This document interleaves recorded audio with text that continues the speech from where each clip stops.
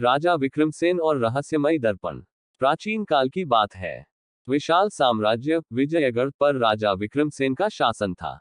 वे निडर, न्यायप्रिय और बुद्धिमान शासक थे। उनके महल की दीवारों पर सोने और रत्नों की सजावट थी, लेकिन सबसे रहस्यमयी चीज थी एक प्राचीन जादुई दर्पण जो महल के सबसे गुप्त कक्ष में रखा था। यह दर्पण राजा को उनकी आगामी मुसीबतों और धोखेबाजों की झलक दिखाता था। लेकिन एक दिन अचानक वह दर्पण धुंधला पड़ गया। महल के ज्ञानी विद्वानों ने बताया कि यह किसी बड़े संकट का संकेत है। रहस्यमयी संदेश। रात के अंधेरे में जब राजा ने उस दर्पण को ध्यान से देखा तो उसमें एक परछाई उभरी।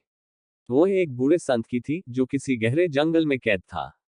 दर्पण पर अक्षर उभरने लगे। यदि तुम सच को देखना चाहते हो तो अंधकार की घाटी में जाओ। राजा विक्रमसेन के लिए यह एक चुनौती थी। उन्होंने अपने वफादार सेनापति कुमारवीर और कुछ भरोसेमंद सैनिकों के साथ उस अज्ञात जगह की ओर प्रस्थान किया।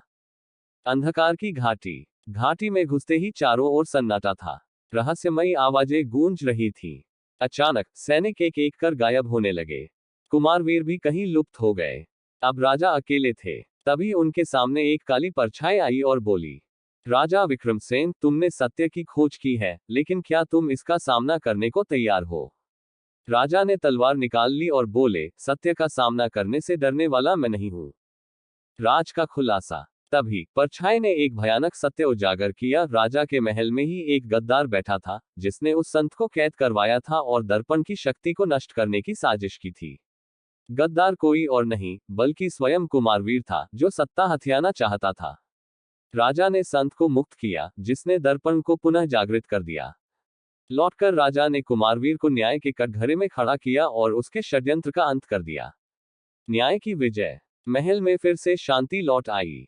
दर्पण ने अंतिम बार चमक कर कहा, सत्य की राह कठिन होती है, लेकिन जो उस पर चलता है वही सच्चा राजा होता है।